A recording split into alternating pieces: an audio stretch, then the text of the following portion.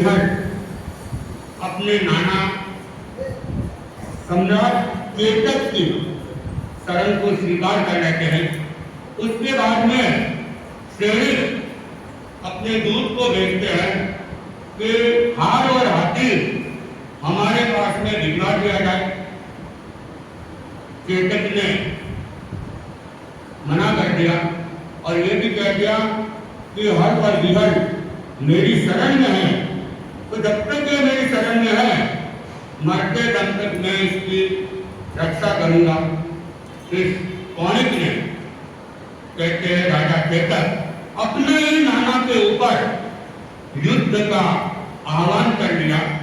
युद्ध करने के लिए आते हैं और कहते हैं बड़ा घमासान युद्ध होता है और इतिहास में एक प्रसिद्ध युद्धों के अंदर ये युद्ध कहलाता है। बड़ा घमासान भी होता है और कहते हैं महाभारत से भी बड़ा घमासान इस युद्ध के अंदर हुआ था और इस युद्ध का नाम दिया गया था रथमूसर युद्ध। रथमूसर युद्ध। तो इस प्रकार हार हाथी के लिए भगवान महावीर के रूप में और भगवान महावीर की मौजूदगी के अंदर एक महान युद्ध क्या हुआ था। फिर भगवान श्रावस्ती से कौशिक उद्यान में ठहरे। उन दिनों मंत्री पुत्र गोशालक भगवान से विरत होने के बाद में जब वह श्रावस्ती गया था, उसने वह तेजोलब्धि को प्राप्त कर लिया था, निम्नित ज्ञान को भी प्राप्त कर लिया था और श्रावस्ती के अंदर और अयम कुल दातापति और हाला हाला कुमारी के यहाँ पर वो प्राय उनकी भांडशाला में रहता था। वे उनके परम भक्त भी थे। भगवान महावीर जब खिदमत थे तो यही गोशालक भगवान के साथ में लगभग 6 वर्ष तक वो भगवान के साथ में रहा हुआ था और भगवान से तेजोलब्धि की शिक्षा प्राप्त की थी। तेजोलब्धि से प्राप्त भी हो गई थी और अब वह तेजोलब्धि और निम्नित ज्ञान के कारण से अपने आप को जीव कहने लगा था, तीर्थंकर कहने लगा था, सर्वज्ञ कहने लग गया था। तो नगरी के अंदर जब भगवान महावीर का पधारना होता है तो चारों तरफ चर्चाएं होने लगती है। इस नगरी के अंदर दो केवल सर्वज्ञ है, दो तीर्थंकर भगवान है। गौतम स्वामी दीक्षा के लिए जब घूम रहे थे तो उनके कानों में ये शब्द करते हैं कि दो तीर्थंकर फिर भगवान के पास में आते हैं, अपनी जिज्ञासा रखते हैं कि क्या गोशालक भी तीर्थंकर है। तब गौतम प्रवचन के बीच में ही सबको ज्ञान कराते हैं कि ये गोशालक मंथली पुत्र गोशालक है और ये जिन नहीं है, केवली नहीं है, सर्वज्ञ नहीं है और ये मेरे खिदमत काल में मेरे साथ में 6 महीने तक रहा था और मेरे से इसने तेजोलब्धि की शिक्षा प्राप्त की थी और फिर बाद में उसने तेजोलब्धि प्राप्त करके निम्नित ज्ञान भी प्राप्त कर लिया था और इसके आधार पर ये अपने आप को सर्वज्ञ बता रहा है। वास्तव में ये सर्वज्ञ है। ये बात घूमते घूमते गौतम के पास में भी पहुंच जाती है। फिर गौतम के गोशालक के पास में पहुंचती है तो गोशालक उस समय कुपित हो जाता है और उधर बेले तपस्या कर रहा था आनंद श्रावक, वो पाड़ने के लिए उस घर के आगे से निकल रहा था। तो गोशालक ने उसको बुलाया और बुला के कहा कि तुम्हारा धर्मगुरु देवों के द्वारा, मनुष्य के द्वारा, पशुओं के द्वारा प्रशंसित भी है, उदित भी है, लेकिन वो अगर मेरे बारे में किसी के कान भरेंगे तो मैं उसको छोड़ूंगा नहीं। मेरे ये समाचार तुम अपने धर्मगुरु को, अपने धर्माचार्य को दे दो। मन कह रहा है गोशालक जो उनका कभी शिष्य रहा था और अपने गुरु के प्रति इस प्रकार के शब्दों का वह प्रयोग कर रहा और वह आनंद ये बात सुन के एकदम भयभीत हो जाता है और वह भगवान के पास में आता है। पाड़ना भी वो भूल जाता है और भगवान को आके सारी बात बताता है और फिर पूछता है क्या तेजोलब्धि के द्वारा वह इस दुनिया को नष्ट करने में सक्षम है। तो भगवान कहते हैं अपने तप से वह सबको जलाने में वह सक्षम भले ही हो, लेकिन अरहत तीर्थंकर को जलाने में वह सक्षम नहीं है। लेकिन तुम जाओ और गौतम आदि समूह को सूचित करो कि अभी गोशालक थोड़ी देर में यहाँ आएगा और वह द्वेष से भरा हुआ है, क्रोध से भरा हुआ है, आवेश से भरा हुआ है, इसलिए उस समय वो कुछ भी बोले, सही बोले गलत बोले, लेकिन उसका कोई प्रतिकार नहीं करेगा। ये बात पूरे धर्म समूह में फैला दी गई और कुछ देर के बाद में गोशालक आता है और गोशालक भगवान को कहता है आप मिथ्या आरोप कर रहे हो, मैं गोशालक नहीं हूँ, मंत्री पुत्र गोशालक नहीं हूँ जो आपका शिष्य हो। वो तो कभी का मर गया और मर के देवलोक के अंदर चला गया। गोशालक के शरीर के अंदर मैं उदाई कुंजायन नामक धर्म प्रवर्तक हूँ और ये मेरा सातवां शरीरांतर प्रवेश है। मैं गोशालक नहीं, उससे भिन्न आत्मा हूँ। तुम मुझे गोशालक कहते सरासर मिथ्या बात कर रहे हो। गोशालक की ये बात बोली जा रही थी तो एक मुनि थे सर्वानुमति, उनसे रहा नहीं गया और उसने भगवान की बात का एक तरह से अतिक्रमण कर लिया। भगवान ने कहा मौन रहना, कोई बोले नहीं और वह सामने आ जाता है और गोशालक को समझाने का प्रयत्न करता है, लेकिन गोशालक को उसके ऊपर गुस्सा आता है और गोशालक उसके ऊपर तेजस दृष्टि का प्रयोग कर लेते हैं और सर्वानुभूति मुनि जल के राख हो जाते हैं और देवलोक में चलेगा। और फिर वापस जब वो और आगे बोलता जा रहा था तो एक सुनक्षर नामक मुनि थे, वे सुनक्षर मुनि भी आते हैं, वे भी गोशालक को समझाने का प्रयत्न करते हैं, लेकिन गोशालक उसके ऊपर ही लकड़ी का प्रयोग करते हैं और वह भी जल के राख होते हैं और अपनी अंतिम आलोचना करते हैं और आलोचना पूर्वक में बारहवें देवलोक के अंदर चले जाते हैं। सर्वानुभूति 8वें देवलोक में जाते हैं और सुनक्षर मुनि 12वें देवलोक में जाते हैं और गोशालक अपने आप को छिपाने का प्रयास कर रहा था, लेकिन जब भगवान उसकी बातों को निकला रहे थे तो उसने भगवान के ऊपर भी लकड़ी का जो बची हुई लकड़ी था उसका प्रयोग कर लिया, लेकिन वह लकड़ी भगवान के पास में जाती है, प्रदक्षिणा देती है और प्रदक्षिणा देकर उल्टी आकाश में उतरकर गोशालक के शरीर में प्रवेश कर लेते हैं। उस समय प्रदक्षिणा देते समय कुछ इंडोनेशिया का प्रभाव भगवान महावीर के शरीर के ऊपर भी हो जाता है, तो उसके प्रभाव से शरीर थोड़ा सा भगवान का जल जाता है और इधर वह गौतम गोशालक के शरीर में वापस लकड़ी आ जाती है और लकड़ी से वह तड़पने लगता है और भगवान कहते हैं कि वो भगवान को कहता है कि तू पित्त और जल के कारण से जल के वश हो जाएगा, 6 महीने में ही आपका नाश हो जाएगा। तब भगवान कहते हैं 6 महीने ही अभी तो मैं 16 वर्ष और जीवित रहूंगा और सुखपूर्वक विचरण करूंगा और धर्म का प्रचार करूंगा। हाँ, ये जरूर है कि तुम अपने लक्ष्य के कारण से 7 दिन के अंदर जल के वश हो जाओगे, राख हो जाओगे। और बाद में भगवान की वाणी के अनुसार कहा पिलाता बचने का खूब प्रयत्न करने के बावजूद भी कोई उपचार नहीं लगा और वह गोशालक का जीव 7 दिन के बाद में मृत्यु को प्राप्त हो जाते हैं। और भगवान श्रावस्ती से बिहार करके निकट के लिए नंदिया गांव में कराते हैं।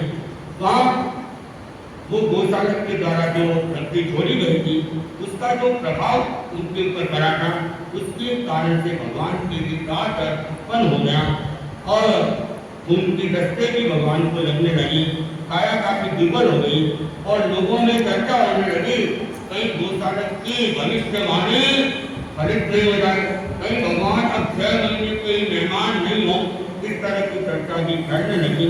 और सारस्वत उद्यान के अंदर मालूका कच्छ में ध्यान करते हुए भगवान का एक शिष्य था सिंह मुनि, उनके पास में यह चर्चा जाती है। सिंह अंगार ने जब भगवान की ये सब बातें सुनी तो वो जोर जोर से रोने लग जाता है, आक्रमण करने लगता है।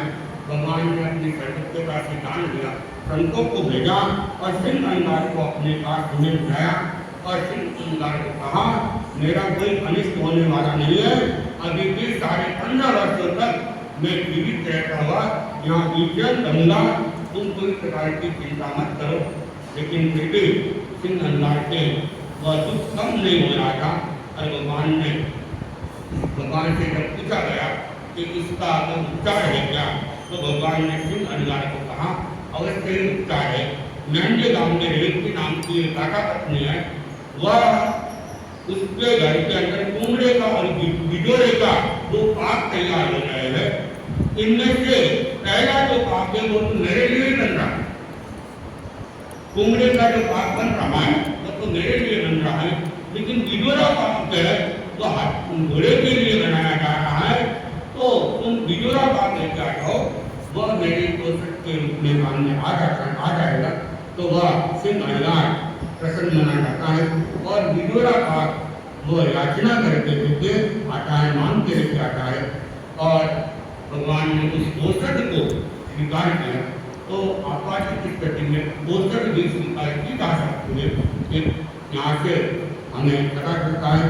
और इधर 15वें वर्ष में ही भगवान महावीर का जो जमाई था जमाई, वह प्रिय दर्शना के साथ में भगवान महावीर से अलग हो जाता है। वो भी इसलिए कि उसको भी नियति बात के ऊपर विश्वास हो जाता है, तो वह भगवान के साथ में अलग होता है। पत्नी भी उनकी भगवान से 1000 साथियों के साथ में अलग हो जाती है, लेकिन बाद में पत्नी को तो बोध हो जाता है कि भगवान का मार्ग ही सही मार्ग है, जमाई जो बता रहा है वह सही नहीं है। तो वो पुनः भगवान के पास में आ जाती है, भगवान से प्रायश्चित स्वीकार करती है। नई दीक्षा को लेकर वो भगवान की साधना काल में भी साधना करने लगती है। इस प्रकार भगवान का पानी पिया 10 दूध को कथन असन पान पानी का कथन भी शुरू कर कथन महाराज ने का कथन सत्य मुसरा साव की रावत कथन से कथन कल सवेरे सुनते हैं साव की हो बात पाई करते क्या है वो सब तो नहीं करोगे क्या ट्रेनिंग को सर शाम को प्रतिक्रमण वगैरह का भी विशेष गाड़ी वाले ध्यान रख लें। संगठित प्रतिक्रमण करना है, 40 किलोमीटर का ध्यान नहीं करना है, उपयोग से ध्यान रखना है। कर सवेरे सुनी है कि दिनों आहार में चाहते रात को 12 आहार में चाहते कच्चा पानी पीओगे क्या। और भी उपवास पटकने सबने उपवास पटकना है काटने तौलिया और भी जिनको पटकना है खड़े करे टीका वाले उपयोग से ध्यान रखना। देव गुरु धर्म के हिसाब से तो कल सवेरे सूर्योदय तक 3 आहार के क्या उपयोग से 4 आहार के क्या 3 आहार के क्या पानी के कच्चे पानी के क्या है रात को 4 आहार के क्या 3 आहार के आपने तो वो सब नहीं बचता वो सब शाम को कर देव गुरु धर्म के हिसाब से कल सवेरे सूर्योदय तक तीनों आहार के त्याग रात को 12 आहार त्याग कच्चा पानी पीओगे त्याग।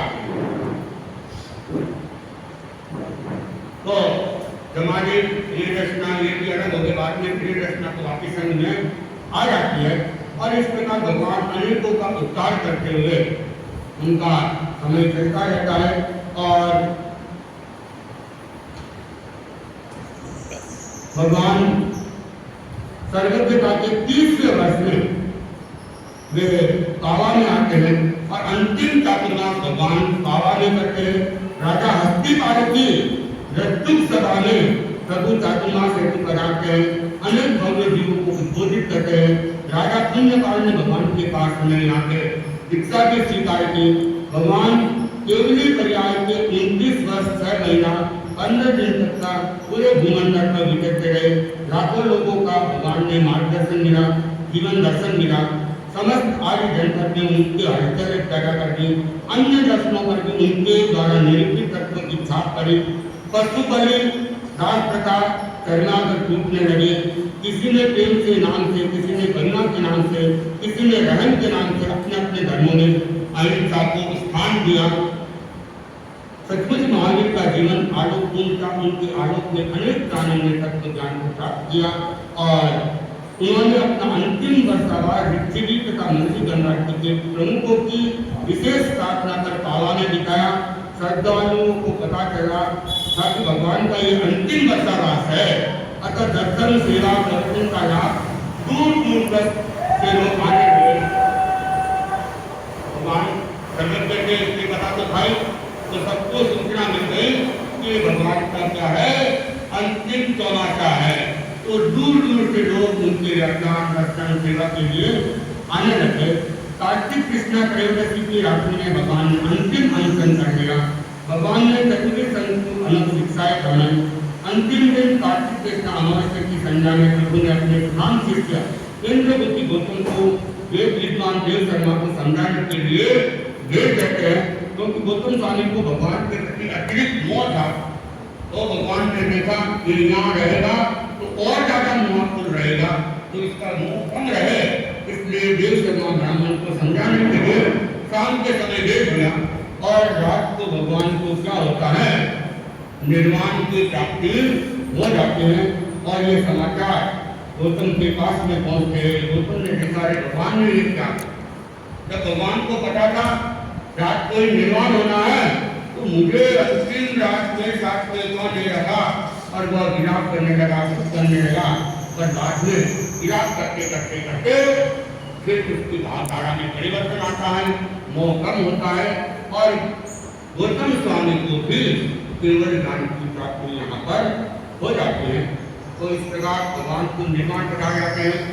निर्माण कराने से पहले देवता भी आते हैं और देवता भगवान के सामने निवेदन करते हैं कि भगवान आप जब निर्माण को प्राप्त करोगे उस समय का समय ठीक नहीं है, और उस समय में अगर आपका ये महाप्रयाण होगा तो फिर क्या हो जाएगा, आपकी संत की प्रभावना जितनी ज्यादा होनी चाहिए उतनी नहीं हो पाएगी। इससे अपने आयु को थोड़ा सा घटा या बढ़ा। भगवान ने कहा न कभी ऐसा हुआ है न कभी ऐसा होगा। तीर्थंकरों की आयु निश्चित होती है, उसको घटाया बढ़ाने की शक्ति अनंत वर्ष के भारत तीर्थंकर के पास भी नहीं है। तो आयु भी उनकी नहीं बढ़ी, समय के प्रधान का निर्माण हो जाता है। और भगवान ने इस द्वारा अनेक अनेक लोगों को समझाया। आज भी हम भगवान महावीर ने जो हमें लोगों को समझाने के लिए जो ज्ञान दिया था उस ज्ञान के आधार पर हम अपनी साधना को कर रहे हैं। तो भगवान महावीर का अब शासन कार्य चल रहा है।